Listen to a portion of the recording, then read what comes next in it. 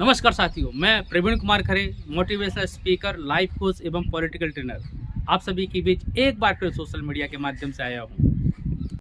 साथियों, अगर आपके घर में आपका बालक कक्षा 6वीं में, 7वीं में, 8वीं में, 10वीं में और 12वीं में पढ़ता है तो यह वीडियो आपके लिए है। चिंतित हैं तो यह वीडियो आपके लिए है। और यदि आप चाहते हैं कि आपका बच्चा एग्ज़ाम में अपनी क्लास में अच्छा परफॉर्म करे, अच्छा नतीजा लाए और परीक्षा की तैयारी व्यवस्थित तरीके से करें तो ये पूरा वीडियो आपके लिए है। आप वीडियो में अंत तक जरूर बने रहें। जी हाँ साथियों, इम्तिहान आने वाले हैं। जनवरी का माह लगभग बीत चुका है। फरवरी कब निकल जाएगा पता नहीं चलेगा। फरवरी के अंतिम सप्ताह में और मार्च के पहले सप्ताह में कई क्लासों के इम्तिहान की घोषणा सरकार के द्वारा कर दी गई है। अब आप चिंतित हैं कि हमारे बच्चे का इम्तिहान में कैसे परफॉर्मेंस अच्छा हो, हमारा बच्चे का कोर्स कवर पूरा हुआ है कि नहीं हुआ, हमारे बच्चे को सभी विषय की रिवीजन व्यवस्थित तरीके से है कि नहीं, उसने अपने सभी विषयों का अध्ययन ठीक तरीके से किया अथवा या नहीं। इसके लिए हम सभी लोग चिंतित रहते हैं और चिंता जाहिर करते हैं। और जब नतीजा आता है तो हम अपने बच्चे के ऊपर नाराज़गी जाहिर करते हैं उसकी परफॉर्मेंस अच्छी ना होने के कारण। लेकिन केवल ये जवाबदारी केवल बच्चों की नहीं है, ये केवल जवाबदारी स्टूडेंट्स छात्रों की नहीं है, ये केवल जवाबदारी विद्यालय में पढ़ाने वाले अध्यापकों की अकेली नहीं है। इस जवाबदारी में, इस परफॉर्मेंस में आप भी उतने ही शामिल हैं। जो भी नतीजा आएगा उसमें आपकी भी हिस्सेदारी उतनी ही मानी जाएगी जितनी एक छात्र की मानी जाएगी, जितनी एक विद्यालय की मानी जाएगी।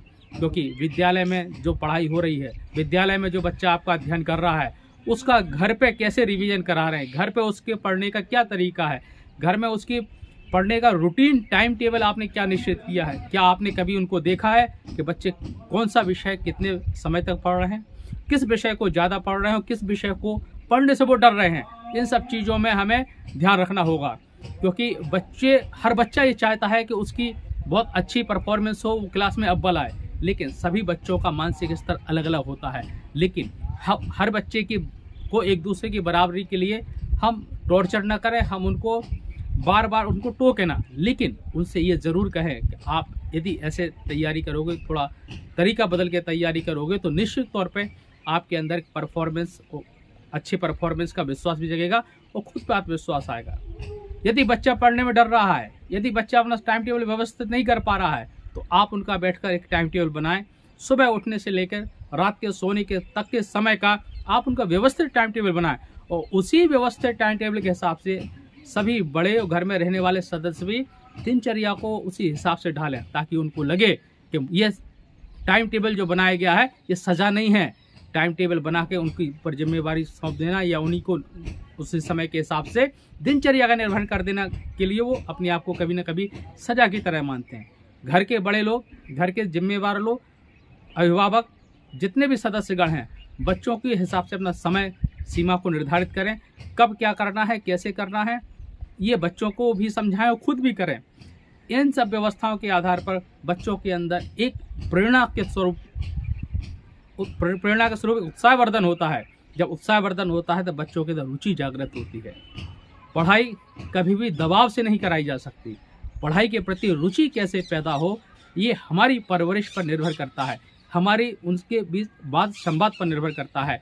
हमारे उनके द्वारा जो बीच में चर्चा होती है, उस चर्चाओं में अध्ययन, उन चर्चाओं में विद्यालय की व्यवस्था, उन चर्चाओं में उनके क्लास की व्यवस्था, उन चर्चाओं में उनकी क्लास की जो शैक्षणिक व्यवस्था है और उन शैक्षणिक व्यवस्था के आधार पर जिन बच्चों की परफॉर्मेंस है, क्या कभी हमने उन सभी बच्चों के बारे में अपने बच्चे से बात की? यदि हम इस विषय पर बात करेंगे तो निश्चित तौर पर ये बच्चे अपनी पढ़ाई के लिए जागृत भी होंगे, उत्साहवर्धन भी होंगे और उनको लगेगा कि आप भी उनके साथ उनकी मुहिम में बराबर के भागीदार हैं। इम्तिहान में सभी विषय स्कूल में, विद्यालय में कंप्लीट करा दिए जाते हैं। बच्चे कॉपी में, रजिस्टर में लिख लेते हैं, किताबें सभी पढ़ लेते हैं। लेकिन जब रिवीजन नहीं हो, अगर उसका रिवीजन नहीं हो तो उनको लिखने में बड़ी दिक्कत आती है। तो आप उनको घर में बैठकर रिवीजन जरूर कराएं और कई प्रश्नों के उत्तरों को आप रफ रजिस्टर पर उनसे लिखने का अभ्यास जरूर कराएं। क्योंकि कई बार ये होता है कि हमें याद तो सब कुछ होता है और जब हम लिखने बैठते हैं तो हमें कभी कभी लगता है कि एक लाइन हम भूल रहे हैं।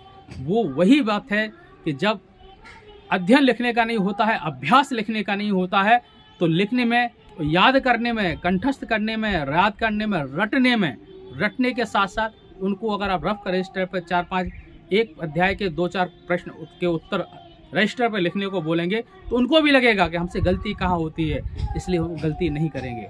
और इम्तिहान का परीक्षा की समय सारणी घोषित हो चुकी है। जिन विषयों में गैप नहीं है उन विषयों की पहले से तैयारी कराना आप शुरू कर दें, क्योंकि बच्चों को उतना अनुभव नहीं होता है, बच्चों को उतना समय के बारे में जानकारी नहीं होती है, बच्चों को समय के प्रबंधन का उतना तजुर्बा नहीं होता है। आप उनकी सहमति से अपने तजुर्बे को उनकी दिनचर्या में शामिल करके जरूर उनकी दिनचर्या के पर ध्यान रखें। निश्चित तौर पर बच्चों के अंदर उत्साहवर्धन हो।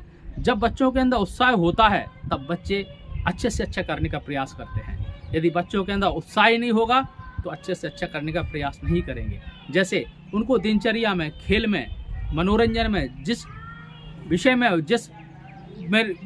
रुचि होती है उस विषय को लेकर वो बड़े संजीदे होते हैं, बड़े उसके साथ इको फ्रेंडली होते हैं, बड़े सहृदय उससे देखते हैं। मनोरंजन करते हैं तो टीवी देखते हैं तो सहृदय देखते हैं, अंतर्मन के साथ देखते हैं। इसी तरह आप अध्ययन में रुचि पैदा कीजिए। पढ़ाई, यदि आपने अध्ययन में रुचि उनकी पैदा करा दी तो पढ़ने तो खुद लगेंगे, खुद पढ़ना चाहते हैं, खुद करना चाहते हैं। लेकिन हम केवल बच्चों के ऊपर सारी जवाबदारी सौंपकर अपनी जिम्मेवारी से भाग नहीं सकते। आप विद्यालय में भी संपर्क कीजिए, आप विद्यालय के अंदर क्लास टीचर से भी संपर्क कीजिए, क्लास के अन्य बच्चों से भी संपर्क कीजिए, उनका अध्ययन किस स्तर पर चल रहा है। क्योंकि निश्चित तौर पर जब आपकी भागीदारी सुनिश्चित होगी तो नतीजों में बदलाव ज़रूर आएगा। परीक्षा की समय सारणी के हिसाब से आप व्यवस्थित कर लें। परीक्षा की समय सारणी के हिसाब से उनके विषयवार उनके दिन में समय बांट दें, किस समय किस विषय को पढ़ना है। निश्चित तौर पे इम्तिहान जरूर होगा। इन सभी विषयों को लेकर अभी मुझे कई कॉलेज और कई स्कूलों में भी बुलाया गया है। मैं वहाँ भी इस तरीके के बच्चों के उत्साहवर्धन के लिए उनसे भी चर्चा करूँगा। और मेरे मन में संज्ञान में विचार आया तो मैंने सोचा आप सभी के साथ भी साझा करूँ। और इम्तिहान के वक्त और एक और वीडियो लेके आऊँगा कि उस वक्त भी समय को निर्धारित कैसे करें और अपने प्रबंधन में कैसे ध्यान दें। इसी के साथ जय हिंद, जय जगत साथी।